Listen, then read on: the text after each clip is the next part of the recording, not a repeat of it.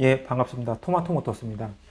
자, 오늘 소개해드릴 차량은 K7VG 2014년식 LPI 모델이고요. 이 차량도 마찬가지로 타 업소에서 입고를 했습니다. 이 차량 같은 경우는 차주분이 중고차를 구매하셨는데요. 중고차 구매하시고 직접 이것저것 손보다가 차량에 문제가 생겨서 그 LPI 전문점으로 입고를 하셨는데 그쪽에서 이제 해결이 안 되다 보니까 저희 쪽으로 소개로 입고를 했고요. 증상은 시동 지연, 그 다음에 시동이 힘겹게 걸린 이후에 부조가 굉장히 심합니다. 그래서 이제 정상적인 주행이 불가능해서 견인 입고를 했고, 이 차량 같은 경우 사실은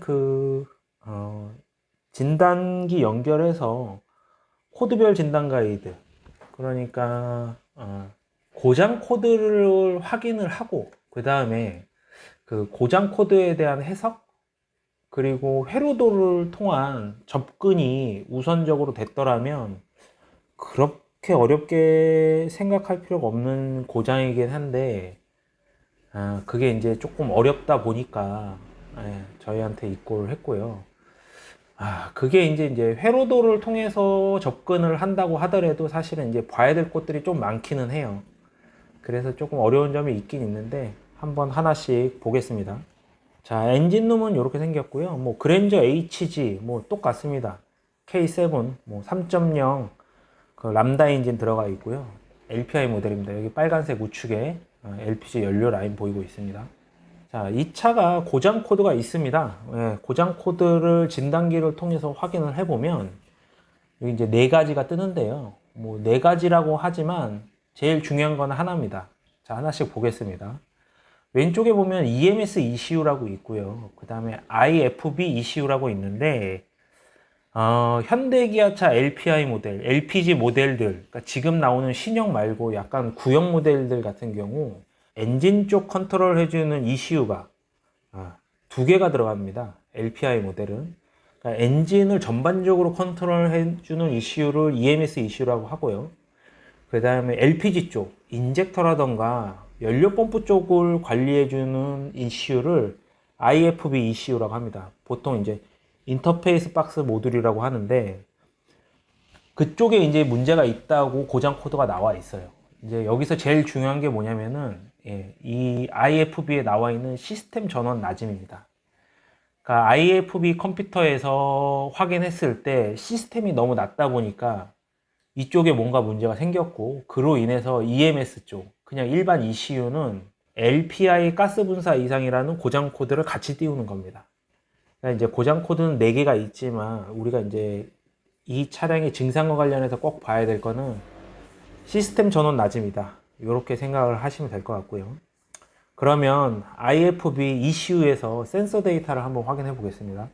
자, 여기 보시면 IFB ECU의 내에 센서 데이터를 보고 계시는데요. 고장 코드는 P1562 시스템 전원 낮음이 되어 있고 이때 당시에 센서 데이터 값을 보시면 5.5V가 되어 있습니다. 다들 아시겠지만 차량용 배터리는 12V가 정상인 거죠.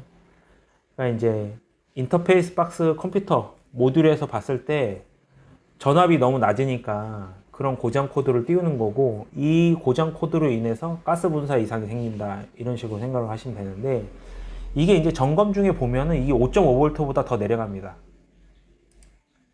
여기 보시면 1.1V까지 내려가 있거든요. 그러니까 이런 식으로 문제가 있다 보니까 엔진 제어에 문제가 생기는 거죠. 자, 그러면 우리가 이제 여기서 생각해 봐야 될 게 뭐냐면은 이 전원 공급이 12V가 정상이 아닌 이런 낮은 전압이 왜 공급되는지를 찾아야 돼요. 그러면 이제 제가 생각하기에 크게 세 가지 정도라고 압축이 되는데, 인터페이스 박스 모듈, 그러니까 컴퓨터 측에서 생각을 했을 때 정말로 전압이 낮게 공급되는 경우가 한 개가 있을 거고요.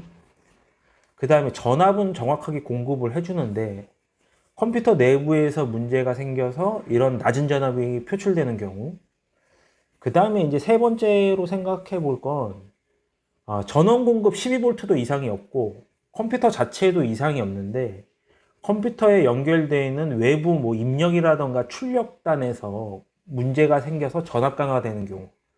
뭐 크게 이 정도 세 가지로 압축해 볼 수가 있을 것 같아요.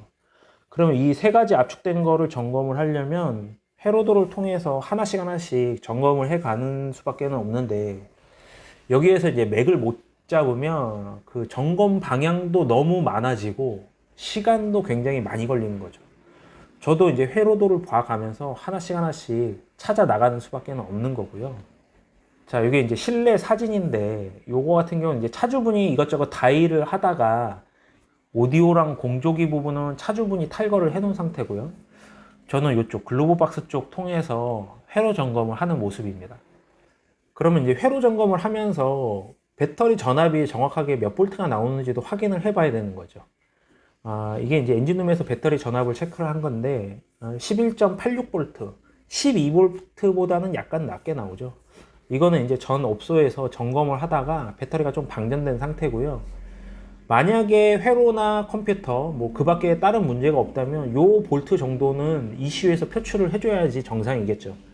근데 뭐 5.5V, 1V 이렇게 나오다 보니까 이제 컴퓨터가 제대로 작동을 못 해준다 생각을 하시면 되고요. 자, 커넥터에서 이제 우리가 이제 그 컴퓨터로 들어가는 입력 전압을 확인을 해봐야 되는데, 입력 전압 같은 경우 한 개, 두 개 있는 경우도 있고, 많게는 뭐 세네 개까지 있는 경우가 있습니다. 이런 경우 그 모든 거를 다 입력 전원을 확인을 하셔야 돼요. 이 차량 같은 경우는 제가 회로도를 봤을 때 두 개 내지 세 개 정도로 봤는데, 지금 첫 번째 거는 11.9V가 나오고 있고요. 정상이죠. 자, 이거 같은 경우 이제 다른 전원선을 확인을 해 봤더니 이제 커넥터에서 1.1V가 나오고 있습니다.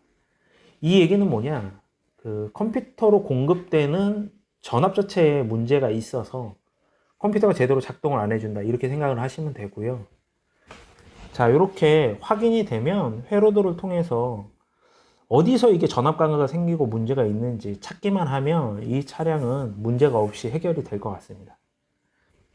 이런 게 어떻게 보면 이제 그 고장 코드나 회로도를 보고 점검해 나가는 방법을 빨리만 캐치를 하면 그렇게 어려운 작업은 아닌데, 이게 이제 뭐 숙달이라든가 연습이 안 되면 처음에 맥 짚는 게 조금 어려운 거죠. 그러면 수리하고 났을 때 전압 값을 한번 보겠습니다. 자, 여기 보시면 IFB ECU 내에서 배터리 전압이 정상 값으로 돌아왔습니다. 이게 이제 13.5V는 제가 이제 전압값이 12V가 안 되기 때문에 충전기를 걸어 놓고 측정을 하면서 확인을 한 거고요. 13.5V 정상으로 돌아왔으니까 고장 코드 소거도 완벽하게 됐고요. 그 다음에 시동도 걸립니다. 시동 걸렸을 때의 모습을 보면 이렇게 그 RPM, 냉간시 공회전 RPM이 나오고 있고요. 연료 압력, 연료 펌프 구동 두티가 나오고 있습니다. 여기 이제 연료 압력 보시면은 6500헥토파스칼 나와 있는데, 아마 제 동영상을 보신 분은 아시겠지만 연료 압력은 정상보다 좀 낮습니다. 이거는 차후에 연료 압력 쪽도 한번 확인을 하고 수리를 하셔야 된다. 뭐 연료 펌프 보시면 되겠죠. 이렇게 하시면 아마 큰 문제 없이 탈 수 있을 것 같습니다. 자, 이렇게 해서 마무리 짓고 출고를 했고요. 다음에도 더 좋은 영상으로 찾아뵙겠습니다. 고맙습니다.